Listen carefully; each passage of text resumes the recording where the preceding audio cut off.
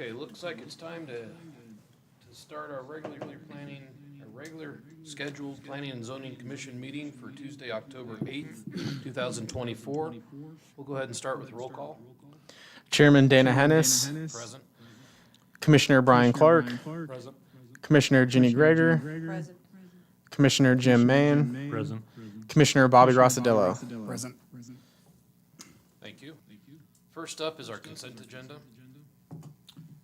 Mr. Chairman, I move that we approve the consent agenda. Second. Okay. All in favor? Aye. Any opposed? Thank you.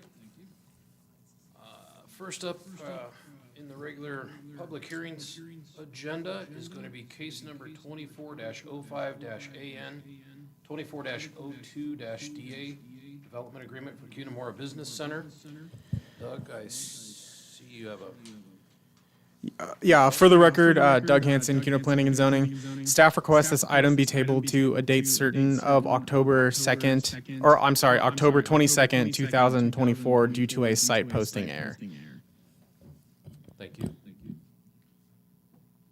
Mr. Chairman, I move that we table case numbers 24-05-AN, 24-02-DA to a date certain of October 22nd, 2024. I'll second that. Thank you. All in favor? Aye. Aye. Any opposed? No. Thank you. Next up is case number 24-01-CPF, the combination preliminary and final plat.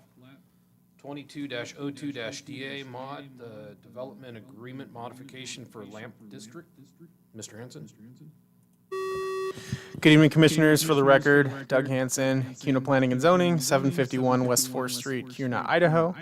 The applicant requests combination plot approval to consolidate 6 lots into 1 lot zoned C2 area commercial. The applicant also requests a development agreement modification to dissolve the existing development agreement on the subject site. The site is located at the northeast corner of North Meridian Road and East Deer Flat Road. With the removal of the development agreement, the site will not move forward as initially proposed on the mixed-use concept plan on page 67 of the commission packet. Upon review, staff finds the application to be in compliance with CUNA City Code, the Comprehensive Plan, and Idaho Code. Staff recommends the commission recommend approval of case number 24-01-CPF to the City Council, with the applicant being subject to the conditions of approval as listed in the staff report. The applicant is here this evening, and with that, I will stand by for any questions. Thank you, Doug. Any questions from the commission? No? Okay. Would the applicant like to say something?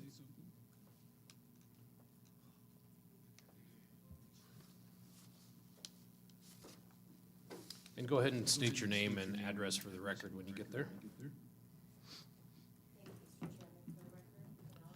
Go ahead and press the bottom to activate its green light. There you go. Yeah, there you go. Thank you, Mr. Chairman. For the record, Penelope Constantikis with Riley Planning Services, representing the applicant. My address is Post Office Box 405, Boise, Idaho 83701. I'd like to start by thanking staff for their insightful comments. They were very helpful in helping us find the most practical and efficient way to position this site for future development consistent with the C2 zone and its intended use. The purpose of the 1 acre lot as a combined preliminary and final plat is to simplify the site, to eliminate old lot lines and get rid of old easements. And I did want to note that the relocation of the CUNA Canal has been approved, and I don't believe we can start on that until after irrigation season is over. But that will be moved to, it'll follow Deer Flat, and then it'll go north on Meridian Road until it reaches its original discharge point. At that point, then it'll cross the road, because you have to enter and exit at the same place regardless of what you do in between. So the benefits of doing this is that it will smooth out the development process in the future, and it will be much easier for staff to process applications, because there won't be modification of an old development agreement. There won't be all these lot lines and easements existing. So I think in the end, it'll be a great strategy for positioning the site for the future. So in the future, my understanding is there's significant interest in the site. I don't know by whom. And site development will have additional overview by the city of Cuna. So there'll be opportunities for more review, comments, neighborhood comments, that kind of thing. So anyhow, the existing residence that's there now will technically become a non-conforming use, but I did ask for it to be a condition of approval. It serves a security service by having somebody on the site, kind of watching things, because otherwise it's just a big vacant parcel with no one paying any attention. With that, I would request your recommendation of approval to City Council, and I'd be happy to answer any questions or get into more detail if you wish. Thank you. Any questions for the applicant at this time? No? Thank you. With that, I'll go ahead and open the public testimony at 6:06. I have, first up, Tim Jensen.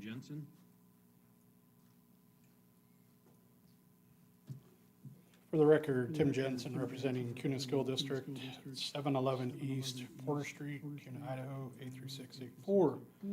We just wanted to get up and speak on behalf, and as the district has always taken the stance of advocating for commercial growth in the area to help offset the tax burden on the residents. And so just here speaking on behalf of our approval of, the commercial application. I'll stand for questions.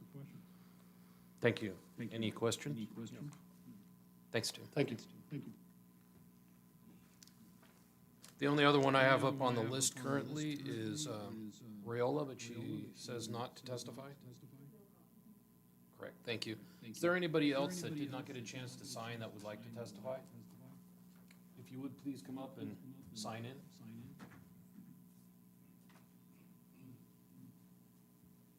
Thank you for giving me the opportunity to add on to the list. No problem. Where do I put that? Whichever, are you in favor or neutral or opposed?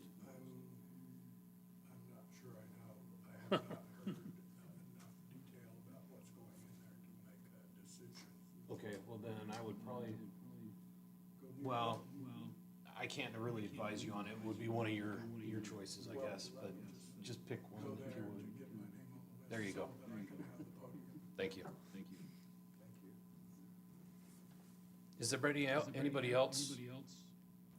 If you would come up and sign in when you can.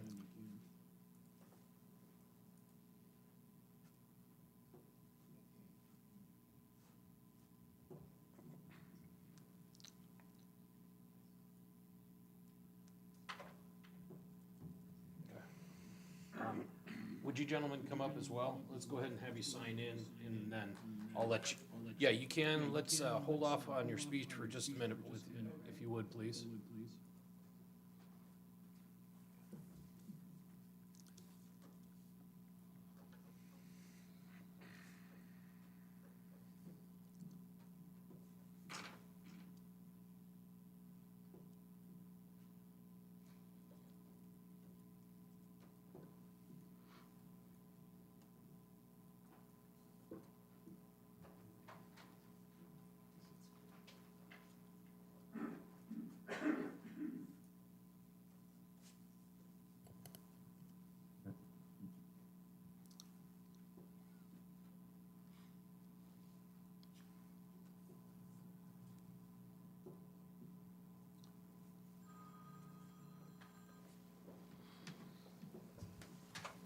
Thank you. Ron, if you would. Yes, my name is Ron Perkins. My address is 1907 North Ride Avenue in Cuna, 83634. Am I limited to a certain number of minutes? Yes, you have, each person has 3 minutes. 3 minutes? Okay. I'm speaking without notes, so if I miss itemizing something, my apologies. I have not heard any detail about the businesses or the mix of businesses that are going into that northeast corner there of Deer Flat and Meridian Road. But let me speak about things that I do know. I and my wife and several other people who live in Lugarna Terra subdivision have very high interest in what goes into that proposed development, because it will affect our property values, obviously. And so I'm sorry, I don't know what's going in there. Very much, I'm sorry that I don't know. One other thing I'd like to add that I will end my extemporaneous remarks with. The development of Lugarna Terra Section 2 is commencing in the next 5 or 6 or 7 months, I think. And we have concerns about potential traffic coming from that new section into the already developed section of Lugarna Terra through the new streets and the connections. And then some of those people perhaps might want to go through the section number 1 to get to this new development. And the reverse process could also be the same.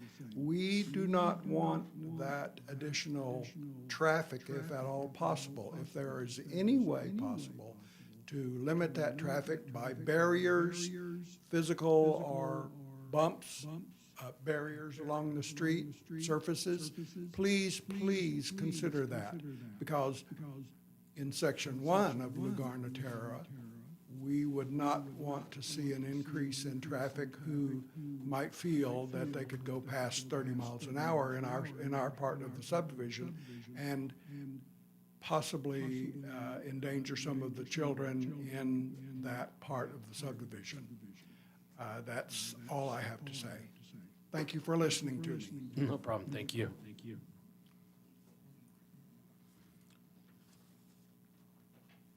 Next up, David?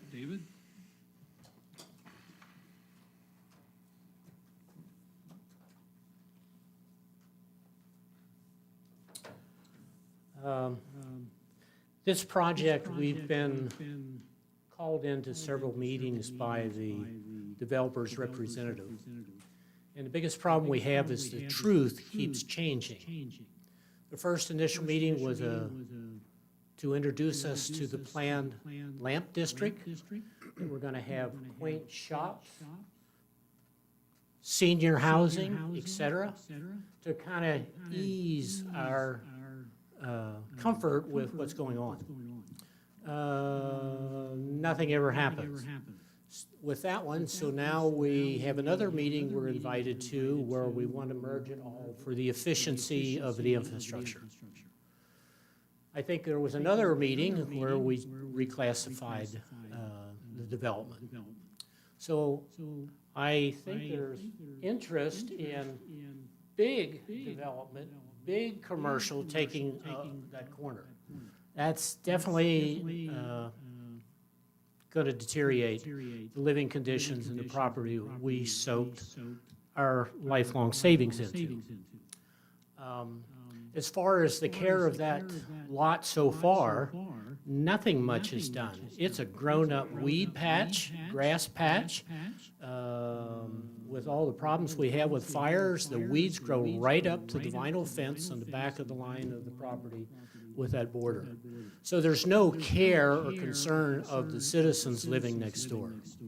So I guess probably my neighbors here, we have concern with, decisions are going to be made to bring the big box store on without consideration of the developments that are currently there, planned to be there, because no one ever told us when we signed a contract for the home in that area that this was going to happen.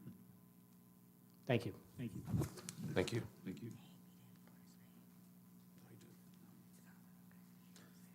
Vincent?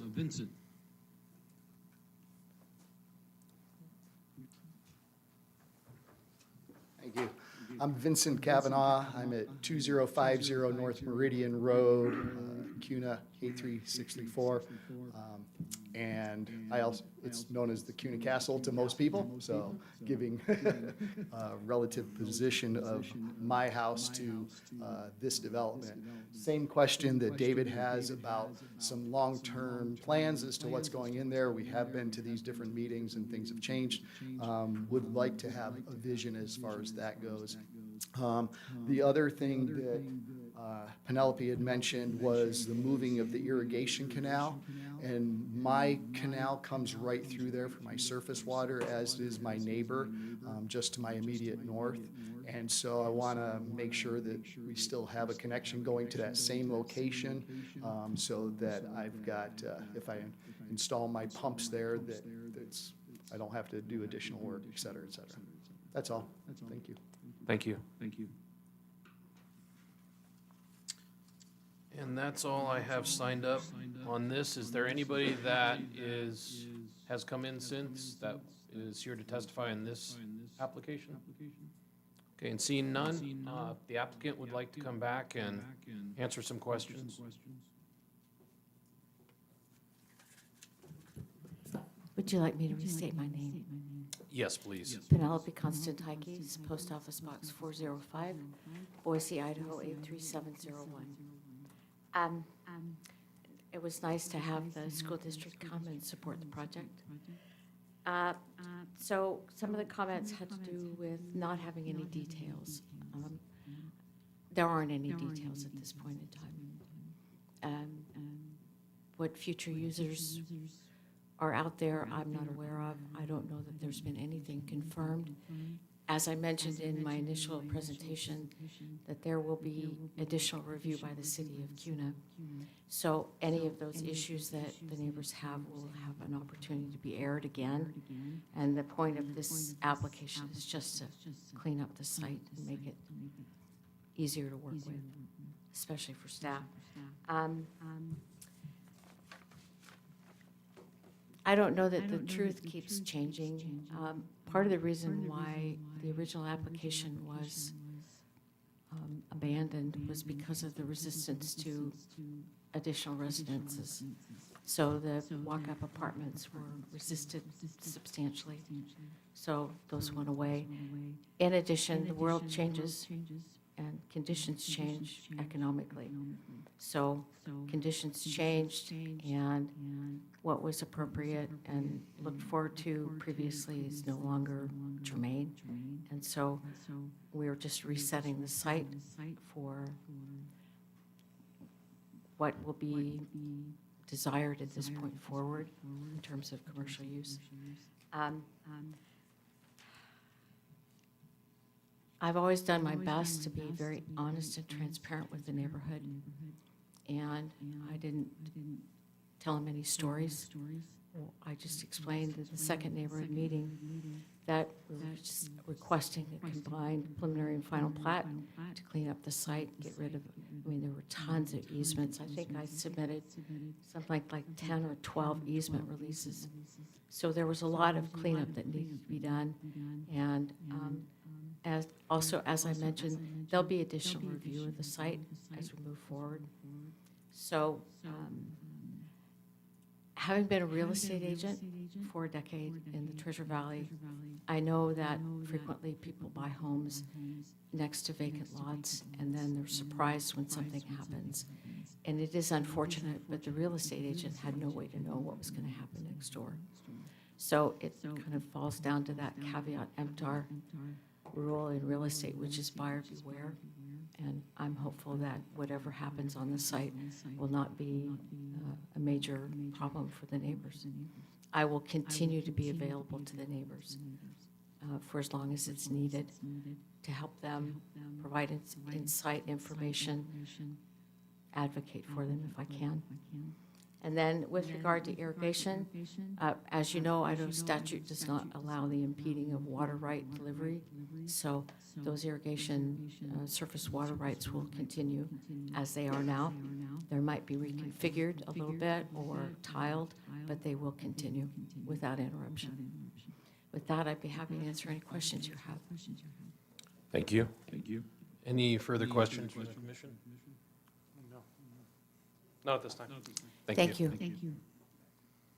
And with that, I'll close the public testimony on this application at 6:20, which leaves us with our deliberation.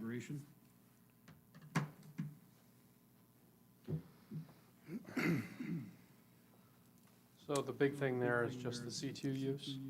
It does allow for slightly larger scale stuff.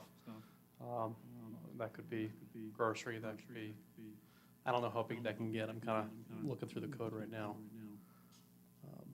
So that's really my only concern. How big does it get?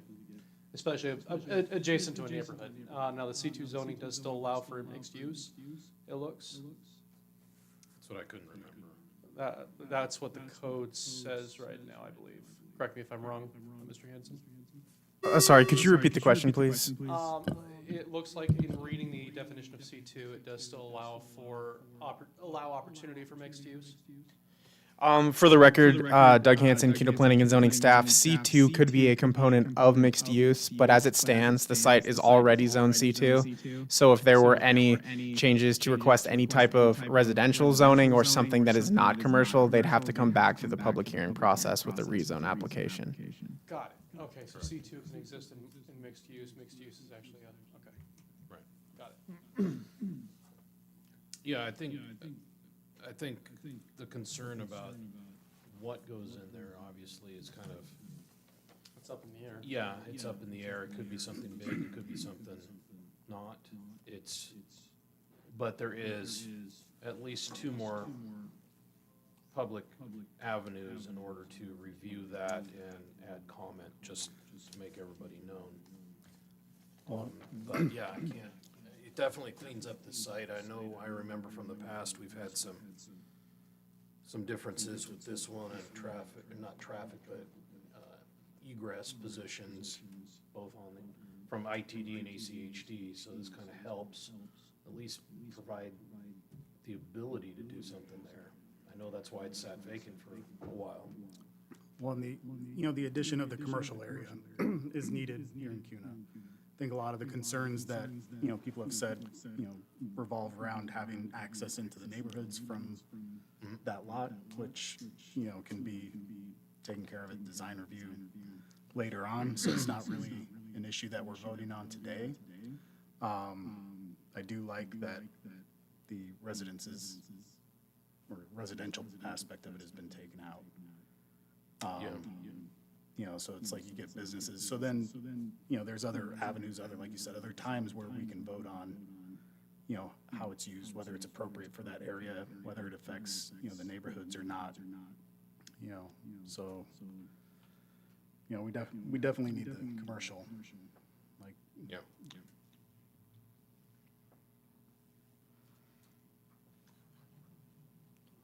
Any other questions, comments, concerns?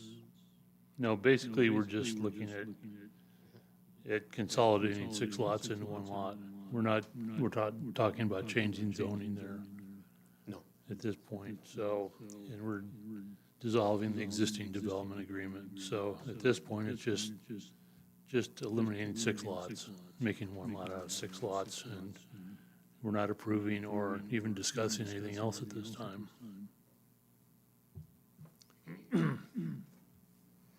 Yeah, and Doug, maybe you can clarify on, in the packet, pages 21, 22. I'm assuming that page 21 is the current plat as it sits, and then 22 is the proposed. For the record, Doug Hansen, CUNA Planning and Zoning. So page 21 and 22 are just showing the preliminary plat and then the final plat. That's the combination of the two plats. Page 67 would show the concept plan that was initially proposed with those 6 lots. But on page 21 and 22, that's just showing the consolidation of the plat into one and the removal of the easements. Basically one blank square. So, yeah. Giant lot with a new easement. With that, if there's no other comments or concerns, then I would stand for motion. Chairman, staff would request that additional condition that the existing house be able to remain on site until the site redevelops in the future. I thought that was in the conditions. That's not written in the conditions. That will become a legal non-conforming use. There's no issue with that staying on site, but just to reiterate the request from the applicant. Thank you.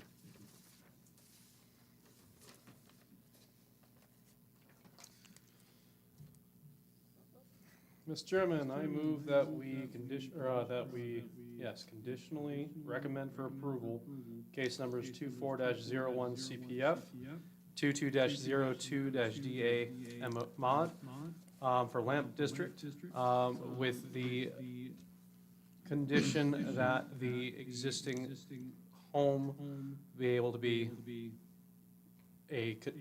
continuously occupied for the time being. That makes sense? That hold it? And with the other conditions of. And As the other outlined. conditions as outlined in the staff report. I'll second that.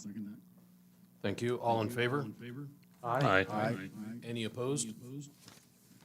Oh, thank you. Okay, with that, that motion passes for now. We'll see further information as we get more in the future. Okay, so next up on the agenda, sorry, is case number 24-05-SUP, 24-13-DR, for J&M Solar. Troy? Good evening, Commissioners. For the record, Troy B. Hunan, CUNA Planning and Zoning staff in the Planning and Zoning Department.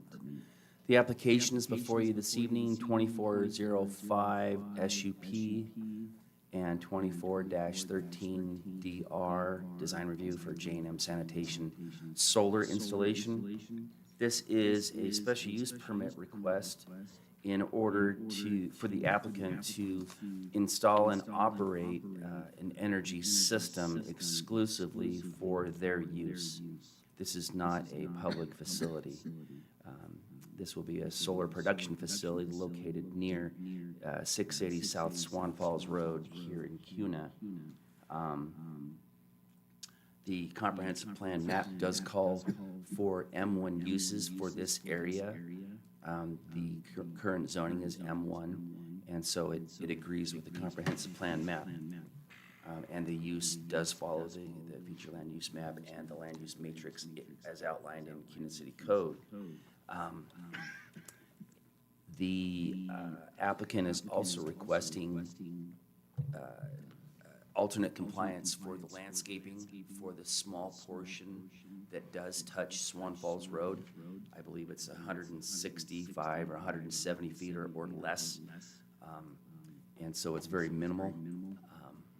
And staff does agree. Staff does agree with the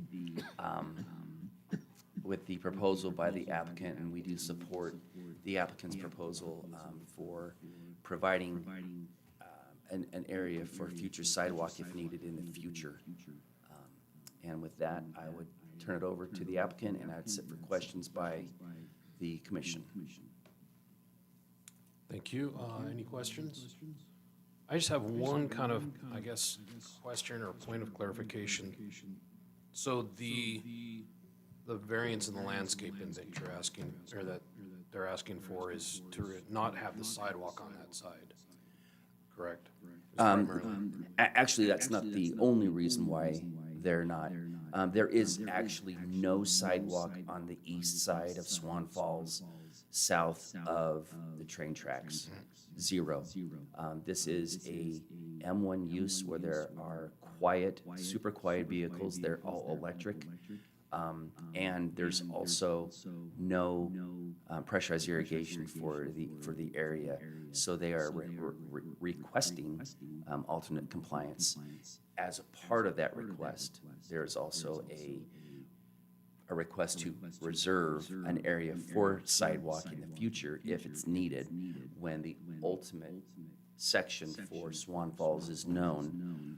But that would be a delayed installation and probably would be encompassed by a broader project by ACHD with all of the things that are going on Swan Falls. Okay, that was kind of my question, is how does ACHD feel about that? Because normally when we have, I mean, we've done many projects where it becomes the first sidewalk in that stretch, and normally we require it, and ACHD requires it, so I just want to make sure that ACHD is okay with this delayed installation then. As far as staff can tell, yes, they would also be on board with that. The other concern that staff does have is these are very quiet vehicles, and we want to make sure that we keep audiences separated. Well, I agree For with that. safety. Yeah, I agree with But that. yeah, does- you are correct. But does Staff- ACHD, so that's Yeah. what I want to. Staff does support putting in sidewalk, even if it's the only sidewalk. However, this is a case where we would support a delay in that sidewalk. Okay, thank you. Yep. The applicant? Thank you. Chairman, Commissioners, my name's David Crawford. I'm with Centurion Engineers, 2323 South Vista Avenue in Boise. I'm here representing J&M Sanitation tonight in a request for a solar panel installation near the southwest corner of property that they own. This site was chosen as a location that's based on future plans that they have. I must also say, Mr. Gordon has a passion for electric vehicles, and he's been able to utilize that in personal life, and he's brought that to his sanitation business as well. He's spoken with me at length about how this project barely makes financial sense. So only a guy passionate about this type of energy production would actually bring this project to the city here.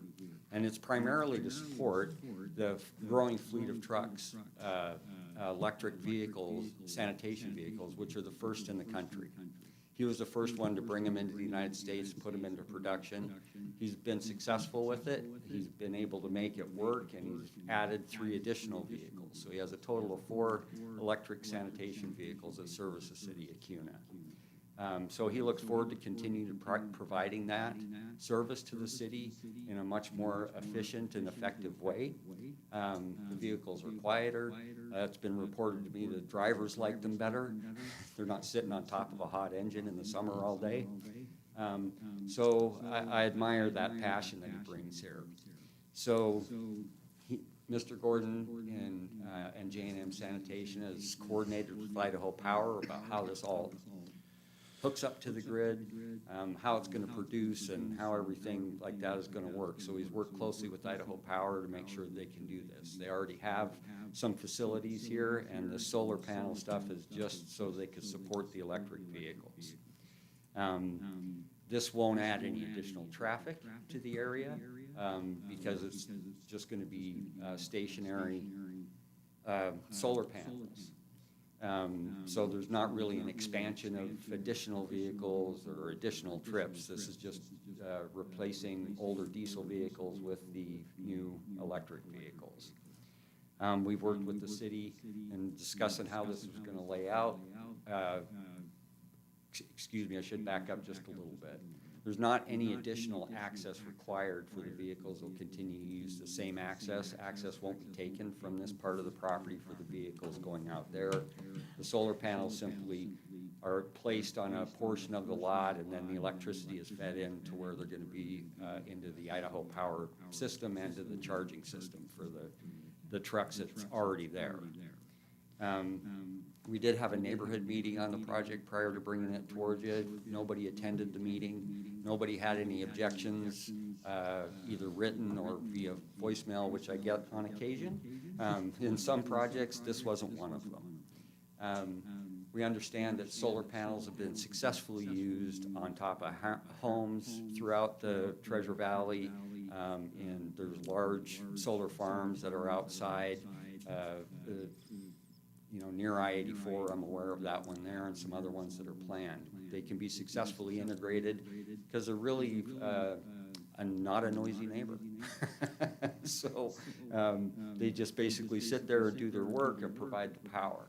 But we know that they can integrate into residential areas as well as, in this particular instance, into commercial areas. Light industrial, I think, is what or the M zone. So I've got a couple things. These are just pictures of the actual vehicles as they're hooked up to the charging station.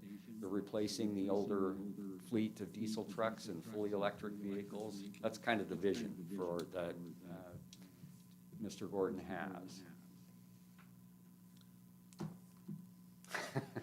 All right, so a little bit about he received the first 2 vehicles 3 years ago, and he's replaced another 2.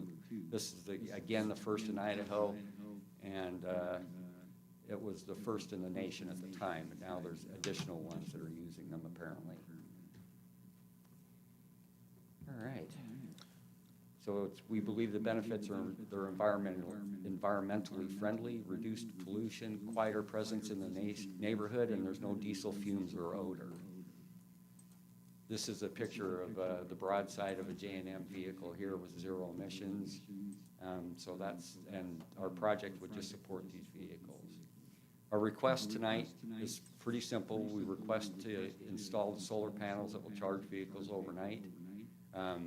They're an added piece to the overall system.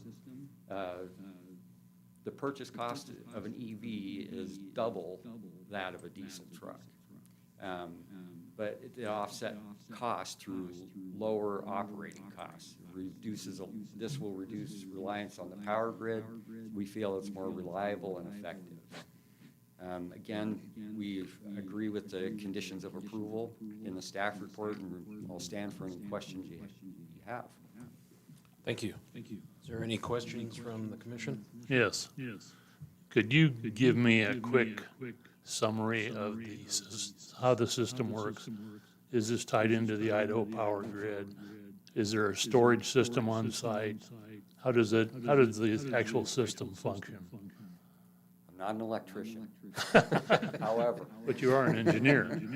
I deal with dirt. So I'm driving needles with sledgehammers most of the time, but as they say. But the electrical contractor, we did speak with him about how this was hooked up to the grid. Part of our process of getting here is we did have to talk to the fire department because they required to disconnect from the solar panels to where it's hooked up into the existing charging system, and then that feeds back into the Idaho power grid when the power is not being supplied to the vehicles. It will feed back into the Idaho power grid. There's some fancy electrical things that make all that work. But there's no storage, battery storage on site. I believe there is a battery storage project that was approved on the north side, or has that not come through yet? But we're not supporting any battery storage particularly here. Thank you. Anything further? Thank you. So with that, I'll open up the public testimony on this application at 6:38. And the only one I have signed up currently is Tim Gordon.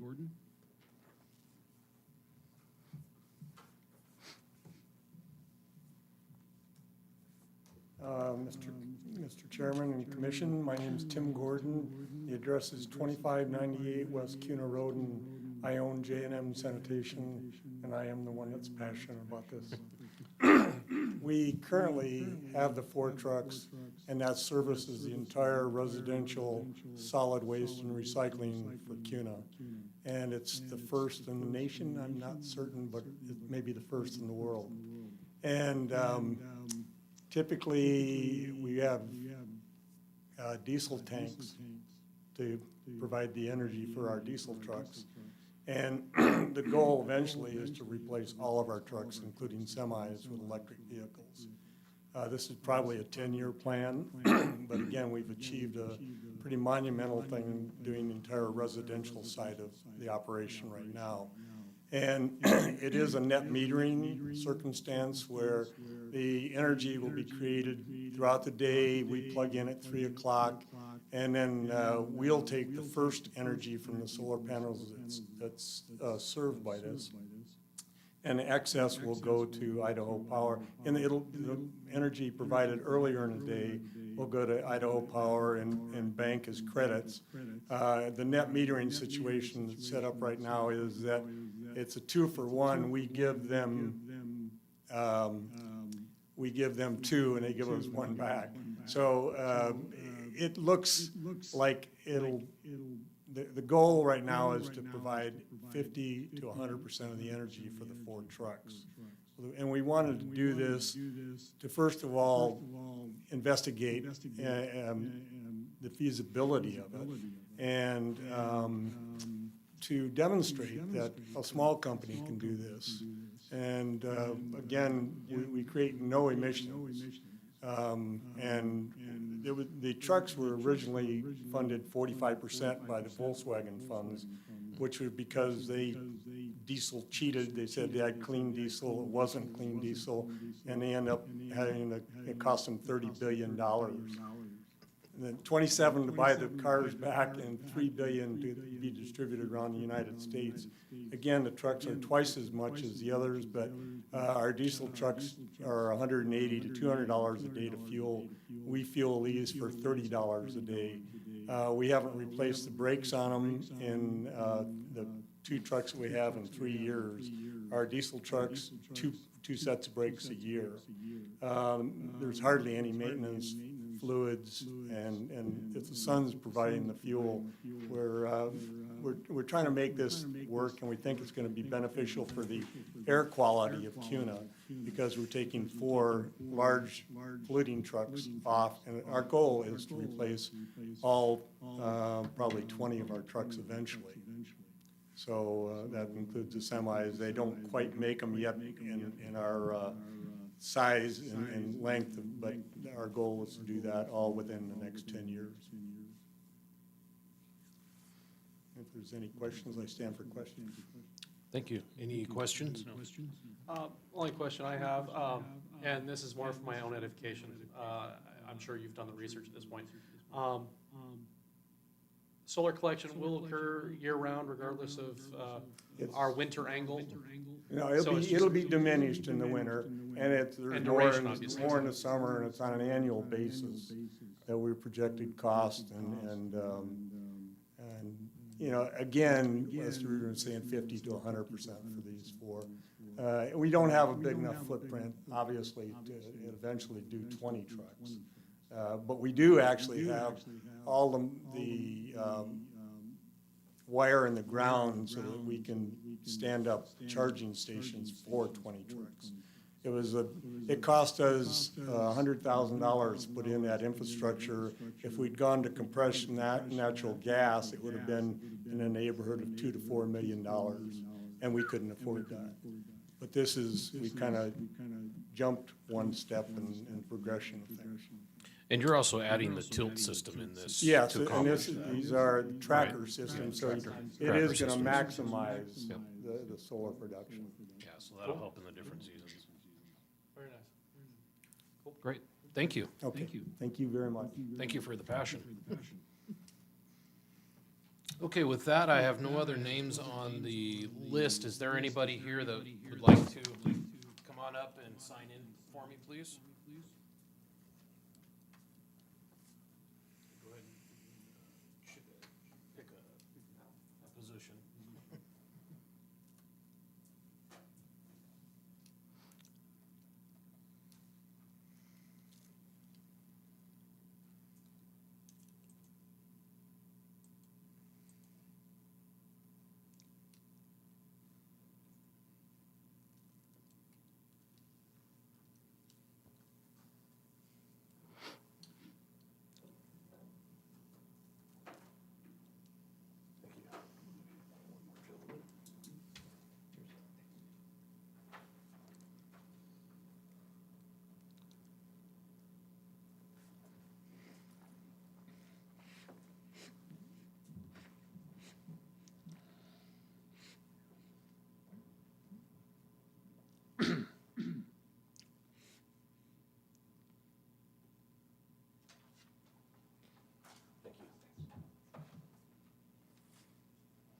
Okay, Brenda, if you'd like to come on up. It's your turn. For one, I wasn't sure. If you would state your name and Oh, address for my the name record. is Brenda Roberts, Thank you. 290 East Little Hawk Lane, Kuna, Idaho. Thank you. And then go ahead. Okay. I've never done this before, so, I don't know how someone said that there was a neighborhood meeting, and I was never aware of it. I didn't know, the only meeting that I saw come through my mail was the one I showed up at, and nobody was there. It was canceled until tonight. So that's the only notice I've been. My property backs up to this, and so I do have questions, that I didn't know anything about. So I'm just kind of trying to figure out, like, is there easement needed? Like, are they going to need easement to put this, is it called a solar farm? And if you voice your questions here, the applicant will respond at the end of this, so he can probably answer some of these. Okay. So if you have other questions. Yeah, and then I was also wondering if, I have been told this kind of decreases your property value too, so I'm kind of concerned about that. If there's glares, that will portray onto our property, as I understand, I think these things kind of move and pivot during different times of the day. I didn't know if they were noisy. I've heard that some noise comes from these type of things. I know they were saying they're quiet, but I think they're talking about the trucks. I'm not sure. And then, because solar farms, if it's like a solar farm, I thought they had to be like 1.6 acres away from residential property. At least I was reading off the internet. So there again, I'm not sure if this is considered a solar farm or if it's just a couple solar panels, So I just don't know anything about it other than it's backing up to my property. No worries. Any questions for the? So just much as I can clarify, and I'll let the applicant further it, typically when those solar farms that they're referring to are multiple acres full, and that's one that's supplied to generally the local power grid. So this would be more construed as kind of commercial use for themselves, not so much a solar farm, I think, just to kind of help ease your mind there a little bit. But the applicant will kind of directly respond to a couple of your questions. I think he can answer those pretty easily. Perfect, thank you. Thank you. Michael, would you like to come up?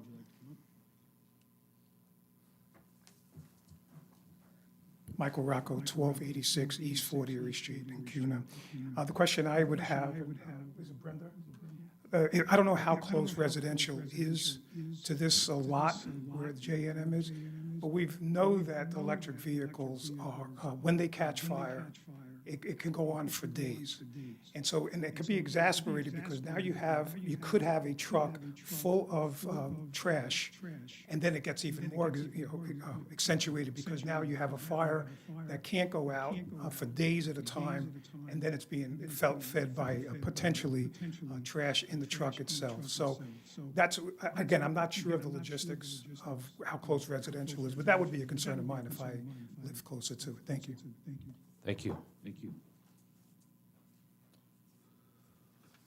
With that, that completes the list. If the applicant would like to come back. Chairman, Commissioners, David Crawford, 2323 South Vista Avenue. There's a lot of questions there.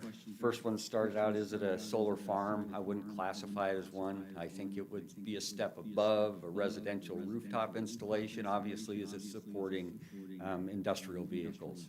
But I don't think it's quite a grid system that's feeding an entire city or supplementing a city. So I'm not sure if anybody really knows what the definition of a solar farm is, but I wouldn't construe this to be that. The applicant is requesting to put these solar panels on his own property in the industrial zone, so no easements would be necessary for that. The only easements that we granted per se are for access for the city, which is accessing a new lift station that's on the east side of the property. So the Gordons have worked with the city to do that. Those are the only easements, is just granting the city access to that site. Solar panels decreasing property values. I don't think in this particular instance any of that really has any merit. The business itself is a sanitation business, and this doesn't add any additional noise, odor, pollution, those things. There may be some small noises that come from the motors that track these things, but it's very slow moving because it's just tracking the sun, so they're not huge, you know, trash compactions or anything like that.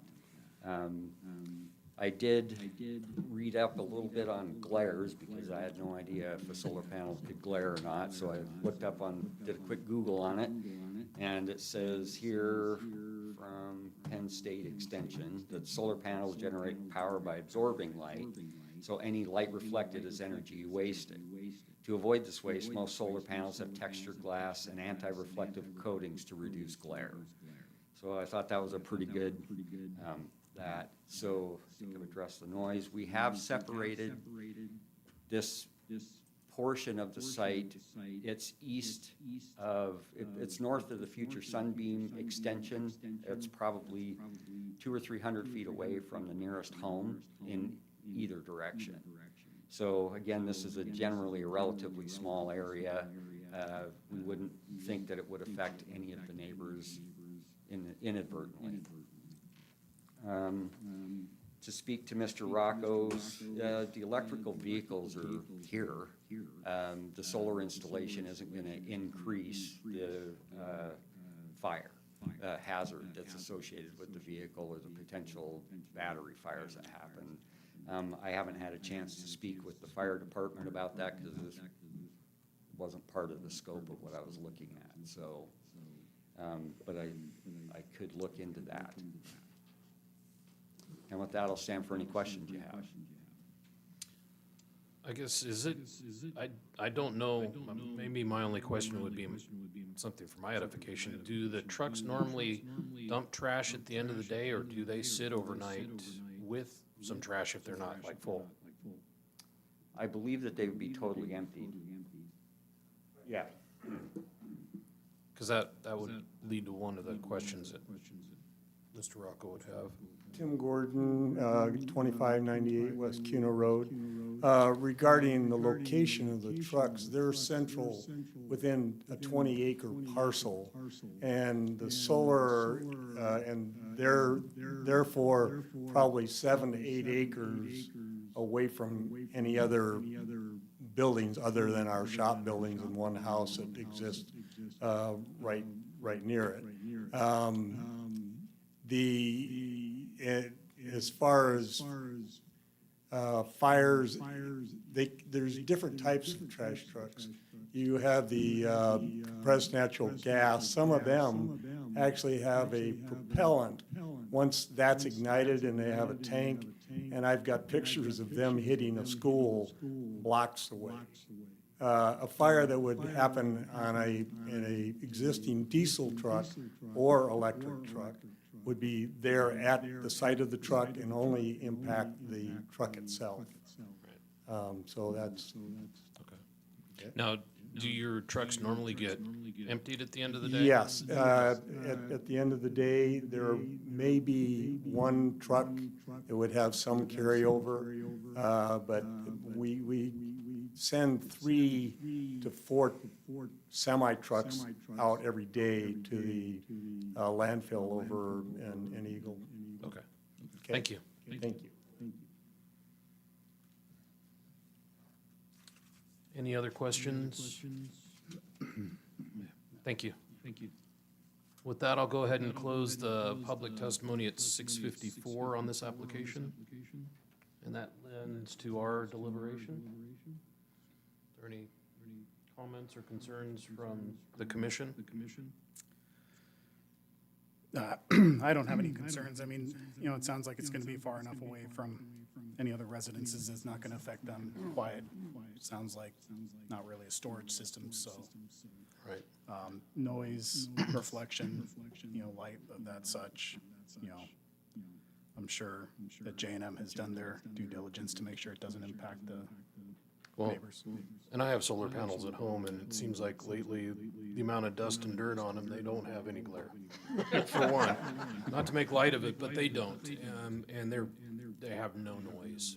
Now, I don't have a tilt system to it, so you might get some of that motor, but, you know, I think all in all, this is pretty much a standard kind of minor solar installation. It seems to be kind of on the property in a pretty good location. Yeah, I agree. Without a storage system, it's pretty much a large residential system. And I think if there were any concerns about vehicle fires, that Tim's insurance carrier would have words with him about that. That's true. If there's not any more questions, I'd stand for a motion. Mr. Chairman, I'll make a motion to approve case number 24-05-SUP and 24-13-DR with the conditions listed in the staff report. Seconded? Thank you. All in favor? Aye. Aye. Any opposed? No? Thank you. Motion passes. Okay, next up on our agenda is under business items. It's case number 24-20-DR, design review for the CUNA Food Bank. Commissioners, for the record, Doug Hansen, CUNA Planning and Zoning, 751 West 4th Street, CUNA. The applicant requests design review approval for a 5,600 square foot commercial building, parking lot, and landscaping located at 498 North Franklin Avenue, located within the approved serving subdivision. Upon review, staff finds the application to be in compliance with CUNA City Code, the Comprehensive Plan, and Idaho Code. Staff recommends the commission approve case number 24-20-DR, with the applicant being subject to the conditions as outlined in staff's report, as well as any additional conditions imposed by the commission. The applicant is here this evening, and with that, I will stand by for any questions. Mr. Chairman and staff, I'm just going to recuse myself from this vote because of my recent inclusion to the CUNA Food Bank Board. Thank you. Might be best just to go ahead and have a seat there then.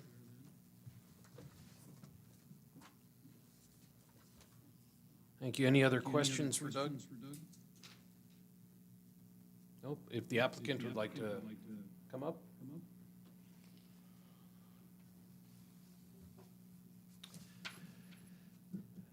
Good evening, Chairman and Commission. My name is Dennis Durant. I reside at 8352 South Old Farm Place, Meridian.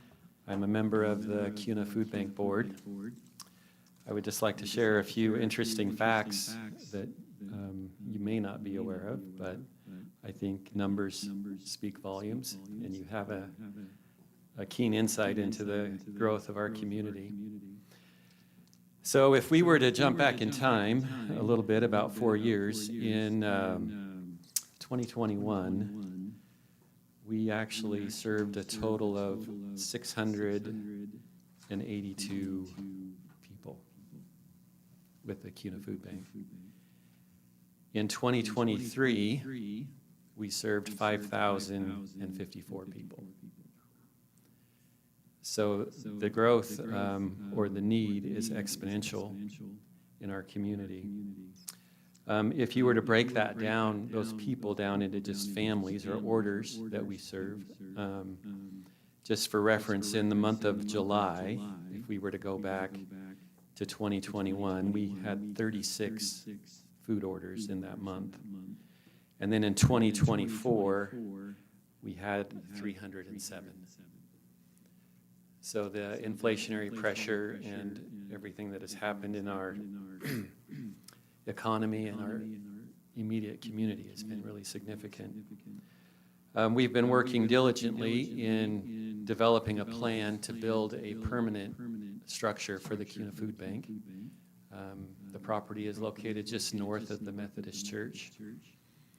And we have gracious donors that have stepped forward for property and for services and for building materials. We have a design for a 5,600 square foot building. The building is actually two components. One component would be for storage of food. It would contain a walk-in cooler and freezer unit. The other part of the building would be for office space, which would include a conference room that could potentially be utilized for neighborhood groups, different associations or clubs that need a space to meet. And we would look to have a minimal fee for that, and it could help offset some of our operating costs.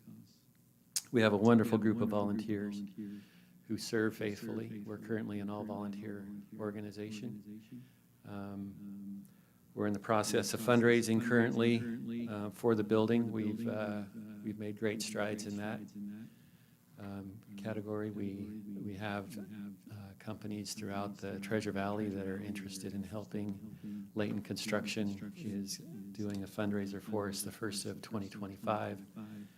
Tommy Alquist from Ball Venture Alquist has given his endorsement to help us raise the balance of the funds. So we're looking forward to breaking ground spring 2025. The building will be constructed of some stick frame components where the office is, and then small metal building component for the storage of the food area. And then the exterior cladding will be both a little bit of metal, wood siding, a little bit of stone, and I think you have a rendering there to visualize that. And I stand for any questions if you have any. Thank you. Any questions from the commission? No. No, I think you're providing a good service, so we appreciate that in our community. Okay. Thank you. Thank you. With that, I guess I'll go ahead and start. I think it looks like a really nice facility with the elevations that they provided and the different, just to be able to do kind of a simple structure, but yet elegant. It looks nice, and I think it's a needed facility, that's for sure. And I think it's a nice looking facility. Not to be overly dramatic, but quite frankly, it's pretty stunning. Yeah, no, it is. It's how you make a metal building look that good, I'm not sure. Yeah. I'm an engineer, so I can't. Not in our forte. No. Yeah, I don't see any issues with it at all. I think it looks nice. No, I appreciate the effort that they're putting into this to provide this for the community, so. With that, I'd stand for a motion. Mr. Chair, I move that we approve case number 24-20-ER with conditions as outlined in the staff report. Seconded? Thank you. All in favor? Aye. Any nay or any opposed? Thank you. Motion passes. Thank you. And with that, I don't see any other items on the agenda. Is there any reports or information from staff? For the record, Doug Hanson, CUNA Planning and Zoning staff, that is it for this evening. Thank you. Mr. Chairman, I move that we adjourn. Second it. All in favor? Aye. Any opposed? Thank you.